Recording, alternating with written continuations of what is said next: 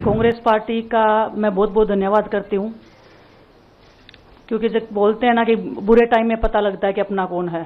जब हम रोड पे घसीटे जा रहे थे तो छोड़ के बीजेपी को देश में जितनी भी पार्टियां हैं वो हमारे साथ में थी, हमारे दर्द को समझ पा रही थी। मैं बहुत प्राउड फील कर रही हूँ कि मैं एक ऐसी पार्टी में, एक ऐसी विचारधारा में हूँ जो महिलाओं के साथ हो रहा अन्याय और उनके साथ बुरे बर्ताव के खिलाफ खड़ी।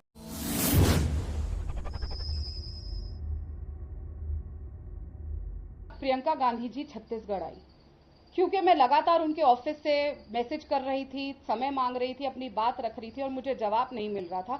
मैंने तब भी ट्विटर के माध्यम से गुहार लगाई और कहा, दीदी आप मर्यादा पुरुषोत्तम प्रभु श्री राम के ननिहाल में आ रही हैं, मेरे साथ न्याय कर रही है। लड़की हूं, लड़ रही हूं, लेकिन नहीं, नारी न्याय कागज में, मैनिफेस्टो में है पर धरातल में नहीं है। लड़की हूं, लड़ सकती हूं, बातें हैं, पर अपनी ही घर की लड़कियों को पिटवाने का काम किया जाता है, अपनी ही घर की लड़कियों को बंद करने का काम किया जाता है कमरे में।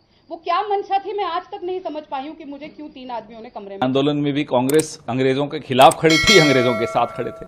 तो जो गलत करता है भाजपा उसके साथ होती है और वो भाजपा के साथ होता है।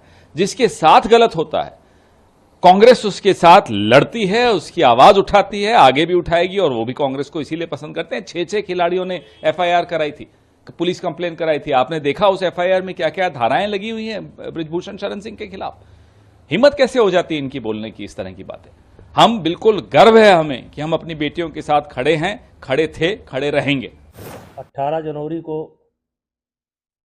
जब जंतर मंतर पर 2023 में धरना प्रारंभ हुआ था तो मैंने पहले दिन कहा था कि ये खिलाड़ियों का आंदोलन नहीं है, इसके पीछे कांग्रेस है। विशेष करके भूपेंद्र हुड्डा, दीपेंद्र हुड्डा, प्रियंका जी, राहुल जी, ये कांग्रेस का आंदोलन है। और आज ये बात सच साबित हुई कि इस पूरे आंदोलन में या हमारे खिलाफ जो षड्यंत्र हुआ इसमें कांग्रेस शामिल थी और जिसको लीड भूपेंद्र हुड्डा कर रहे थे। तो क्या लगता है कि चुनाव में कितना असर डाल पाएंगे? हरियाणा में जैसे चुनाव में उनको टिकट दिया गया, कितना असर डाल पाएंगे? देखिए, क्योंकि मैं बहुत दूर बैठा हूं, लेकिन हरियाणा की जनता को मैं कहना चाहता हूं कि भूपेंद्र हुड्डा और दीपेंद्र हुड्डा या बजरंग या विनेश, ये लड़कियों के सम्मान के लिए नहीं बैठे थे। इनके इस घटना से हरियाणा की बेटियों को शर्मिंदगी का सामना करना पड़ रहा है।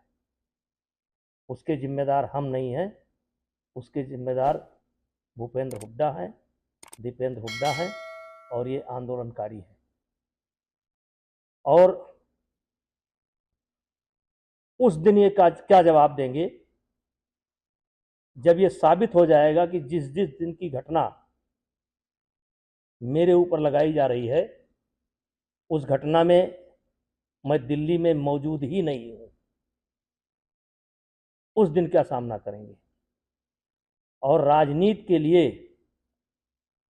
इन्होंने बेटियों का इस्तेमाल किया, बेटियों को बदनाम किया, विशेष करके महिला खिलाड़ियों के सम्मान को ठेस पहुंचाया। और ये बेटियों के सम्मान के लिए नहीं लड़ रहे थे, ये राजनीति के लिए लड़ रहे थे। इनकी स्क्रिप्ट, पूरी स्क्रिप्ट कांग्रेस के द्वारा लिखी जा चुकी थी। बेटियों के सम्मान का कोई अगर गुनाहगार है तो बजरंग है, विनेश है, ये आंदोलनकारी है।